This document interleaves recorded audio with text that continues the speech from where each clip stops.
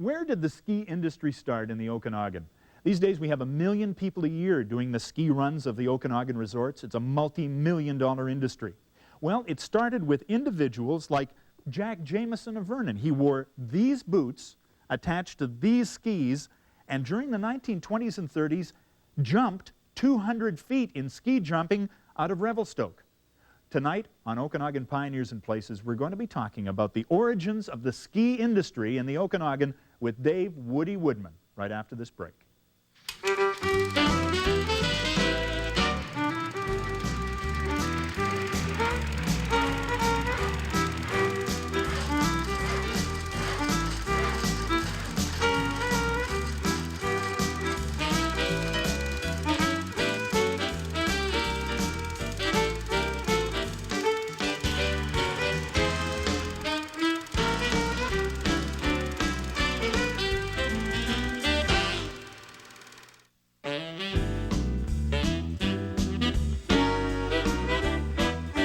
Welcome to Okanagan Pioneers and Places. Mike Roberts, along with Woody Woodman, Dave Woodman, who discovered skiing in the Okanagan in 1959, but really you were skiing down in the Lower Mainland when you were just a kid, slogging up the North Shore in rubber boots and bear traps. Yeah, that's right. And I think there were a lot of people that were doing the same thing. There were 3 mountains there, and you skied, Rainers, Shine. I remember a day pass at Westlake where I skied was $1. And I had to walk 1 hour and 20 minutes from the top of the British properties to get there. Skied on skis that were you know, well, there's a couple of pairs of those on the set tonight, and maybe we'll get a chance to see those. See it a bit later. But you know, I think that somebody asked me the other day, where did skiing start in Canada? And I believe that skiing started when the first visitors came, first immigrants came from Europe, and some of them maybe didn't bring their skis with them, but they knew how to make them. That transferred really, I think, across Canada with the CPR. Banff became quite a ski area for people that were traveling or staying there, and then moved out from there. I think Revelstoke was probably the place where it really got a start in the Okanagan, northern Okanagan and British Columbia, because that's where those immigrants came to from the Scandinavian countries, where jumping was so incredible, And that's what they did on the slopes of Mount Revelstoke in 1905, and even earlier than that, do ski jumping demonstrations off that mountain to the thrill of the railway passengers. Oh, that's right. And there's some great names from there. The Nels Nelson jump is there now. It's well, what's left of it now. It hasn't been used for years, of course, but that was a huge jump. I mean, people just flew off it, and it was called the Nels Nelson jump. He was a world-class jumper in those days, and the Gunnarsson brothers were there as well. And they didn't just stay in Revelstoke. They actually came down to the Okanagan and introduced jumping to people in the Okanagan. So that's maybe where this story starts, if we want to talk about the history of skiing in the Okanagan. It's just an amazing thing that if you put any kind of adventurous plan in front of any kind of young, vigorous people, they'll make their adventure somehow. Got mountains, got slippery slope, and we can sled, but could we ski?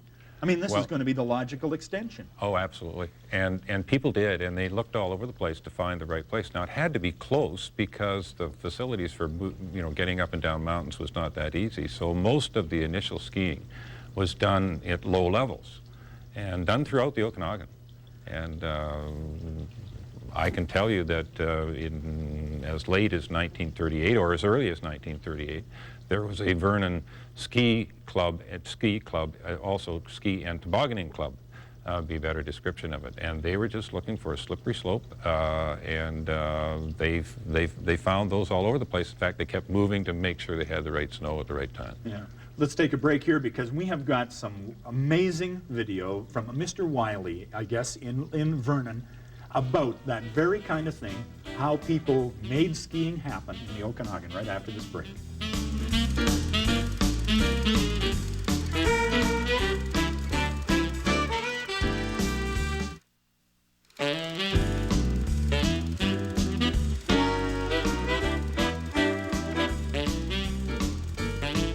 Welcome back to Okanagan Pioneers and Places. Mike Roberts with Dave Woodman, former manager of Silver Star, but just a fan of the history of skiing in general.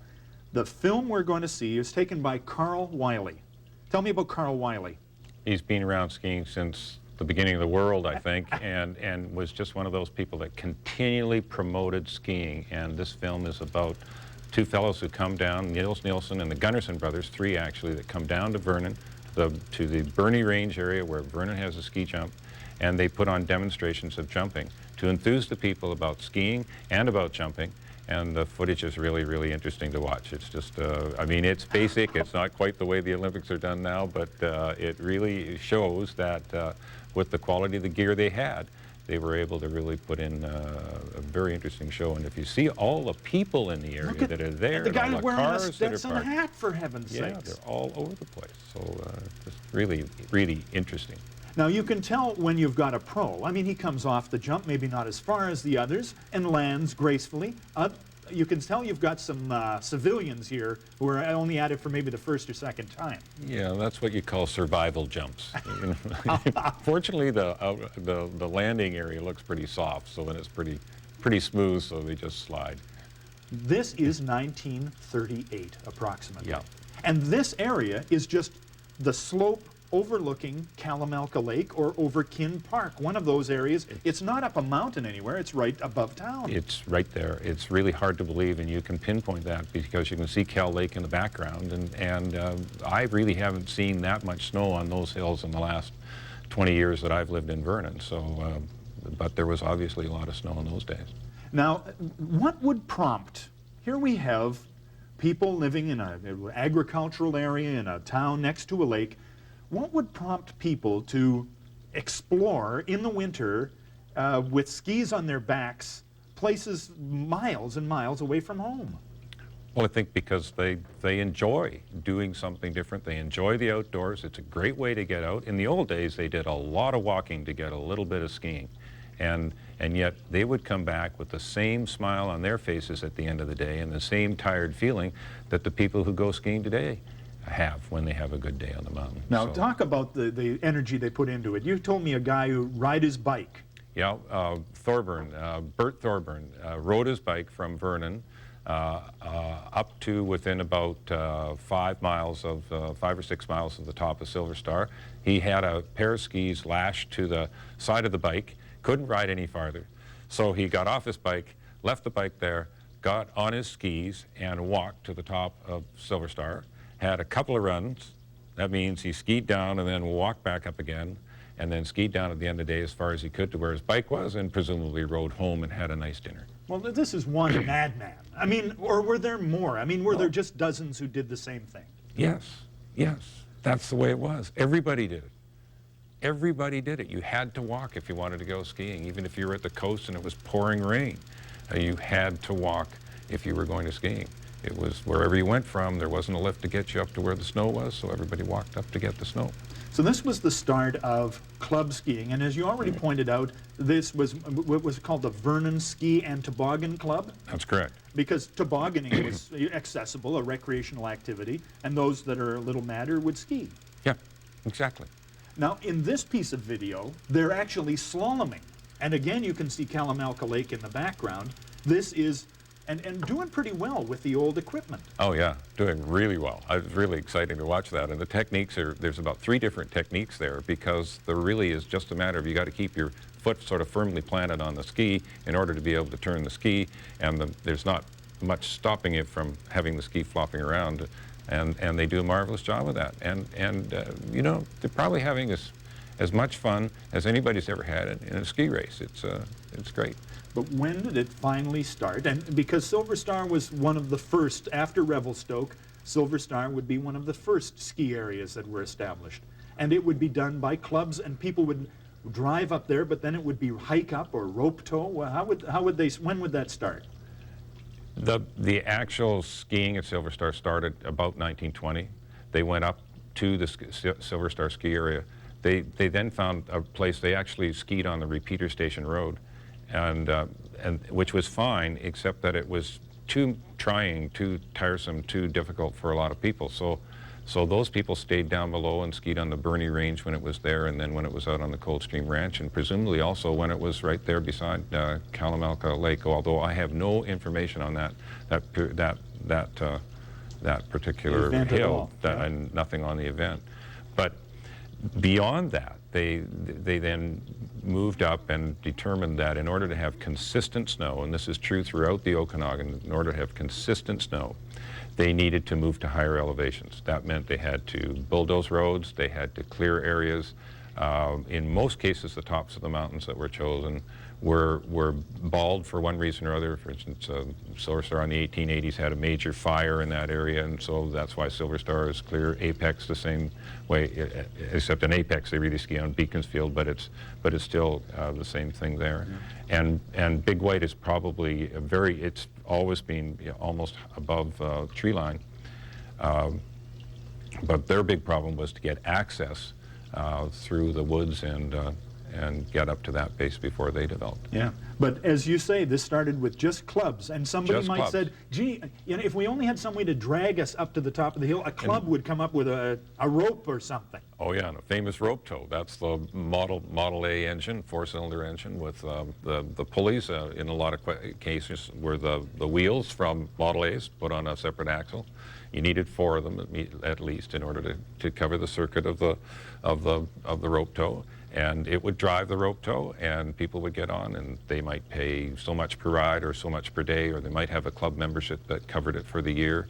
But involved in all those things always was that you took your share of time to operate the lift, or to clean the track, or to do those other things that are necessary to the sport of skiing. And this was the way it started at Apex as well, and at Baldy, but not so much Big White. It was corporate kind of from the beginning. That's right. That Big White is perhaps it was the third one to get started. They started in '62, Apex was '61, and Silver Star in '59, '60.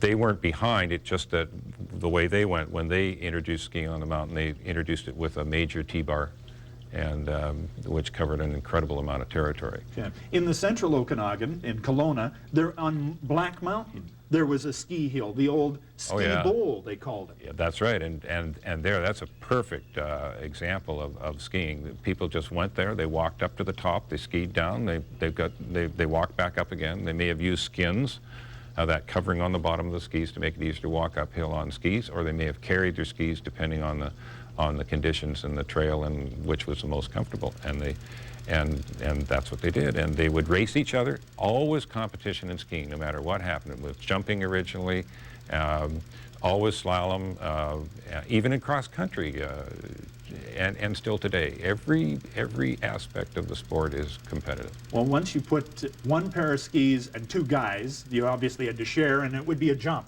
But then you got 2 pair of skis, you got a race. Yep, that's right. And away you go. Absolutely. Now, how big was this? Do you remember how big the club? Because obviously, to get corporate dollars going, you already had to have sort of a nucleus of a potential market for this corporate investment. Yeah, I think the size of the clubs really varied. In the pre-war, in the pre-Second World War, the clubs were quite large. I think probably at Silver in the Vernon Ski and Toboggan Club, there probably were 60 to 80 people involved in that. There may have been more, but that's the best record that I can get on it. That was a nucleus. What really happened, though, was that as rope tows were added in other places, particularly at Silver Star, for instance, when they put the rope tows in for sort of 57, 58, in that 58, 59 ski season, and they had the original rope tow, which they bought from the Vernon Ski Club, and they put that in place up to a certain level, and then they added another rope tow to go to the top of the mountain. So all of a sudden now they've got a range of terrain that's huge and pod-shaped, from very steep down the center to more gradual out and more gradual as they went out on both sides. So now the challenge was there in skiing. You didn't just go up one lift and come down one run. You went up these 2 rope tows, and you had a whole area to ski in, very, very large area to ski in. And so people got very excited about that, and people who had never skied before started to take it up. And I think the nucleus grew quite quickly. Okay, let's take a break here and come back, because money people got together and said, we can do something substantial here. Let's talk about the corporate attachment to skiing when we come back from this break.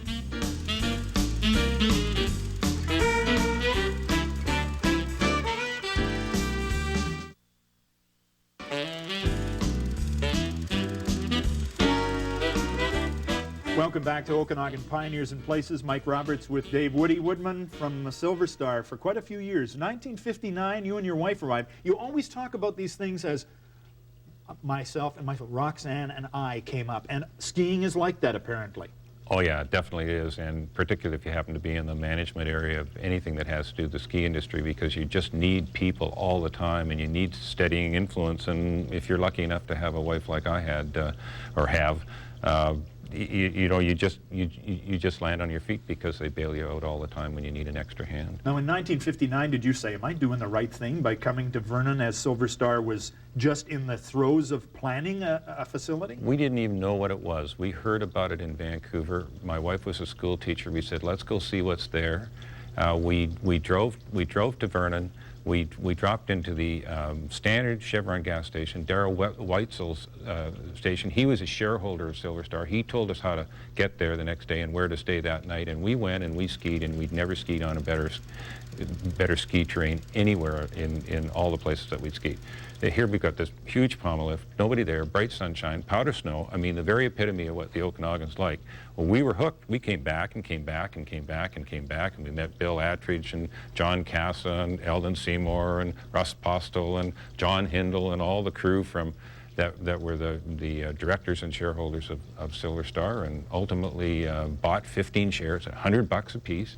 $1,500 didn't have the money. I was 1959. just out of college, first job, and borrowed the money. Away we went, and those were the guys that took the risk. Those were the guys that went out and got people in the community to buy shares in the company, anything from 10 to 1,000, and that's what financed the first lift, the pommel lift. You actually can remember sitting on the hillside with another one of the employees saying, how do we lay this thing out? I mean, it's just an open hillside. What do we do? Where do we put it? Yeah, that's right. I can remember in the old days, not me involved in the pommel lift, but later on when I was involved in the development plan for Silver Star and came to manage it. That's exactly what I did. We sat there for hours arguing about where the new lifts would go, where the village would be, where all the facilities would be. We did all those kinds of things in order to. So in the early days, they did it all by hand. They went out and they measured the snow. They took a look at the temperatures. They saw where the wind was coming from. They looked at the steepness of slopes. They looked at where the pod would be to give you the ski terrain, and where it would be when you put in the next lift and the next lift and the next lift, because none of them were short-sighted. They all knew that this was the start of something big. And while you were doing this at Silver Star, Apex was the next to start out. Who were the people at Apex? Well, Apex is probably the key person involved in that was Jack Stocks of Stocks Cameras. He was called the Boy Scout. He'd been going up into that area forever, and on Beaconsfield, which is immediately adjacent to Apex Mountain, there's just some incredible terrain. And so he got Walter Powell involved, and he got a bunch of people, and did the same thing. Yeah. Al Kenyon and just a whole bunch of people that said, come and be shareholders at Apex Mountain. And they all did too. They just followed the pattern that Silver Star had sort of put on the plate for the people in Vernon. And they did. They got, and the next year, in 60, 61, they were there with 3,800-foot pommel lift, high-speed pommel lift, which took you from basically the base where the new Day Lodge was, and took you up the mountain, and just gave you great skiing. And the last amazing of the major ski facilities was Big White, and this was Surwa and Mervyn. Doug Mervyn and Cliff Surwa, and it's really, really interesting because their challenge was probably the biggest of all the challenges, because they had not only to find an area to have skiing, but they had to find a means to get there. The resort is now today about 50 minutes away from from downtown Kelowna. In those days, it was probably significantly more because the roads were more twisty and turny and hadn't been all paved and that sort of thing. But they put in and they decided where it was going to go, doing very much the same thing. I'm sure you couldn't fly over it in a helicopter in those days, so you had to go by plane and take a look. They found the space, they walked the space, they measured the things, they determined that it was appropriate, and they put in this very long T-bar, really good capacity T-bar, because you go up 2 at a time, not a single at a time.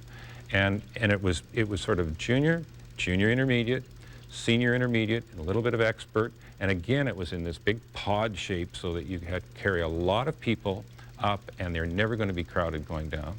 And the snow there is just incredible. They get huge snow every year. They get lots of sunshine. They get a few foggy days because they're up a little higher. But as years went by, they recognized that problem. They moved more of the area over towards the lower slopes and facing a slightly different direction. So now, doesn't matter what the day's like, you've got terrain that you can ski on. You talked about crowding. You have a wonderful story about crowding at the lift and cutting the line. Oh, yeah. This is Apex. This is Apex. Al Menzies was the general manager. And in the holiday periods when I was there, because we were living in Edmonton at the time and commuting there to ski in the long weekend periods at Easter and Christmas. And this was at Easter, it's a nice day. Lineup is huge, sort of circling up the mountain.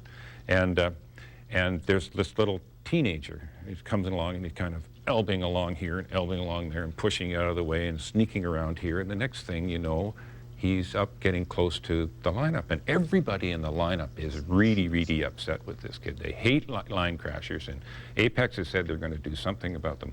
Also, unbeknownst to them, Al Menzies has involved this kid, and he's doing it. This kid is doing this at his instructions.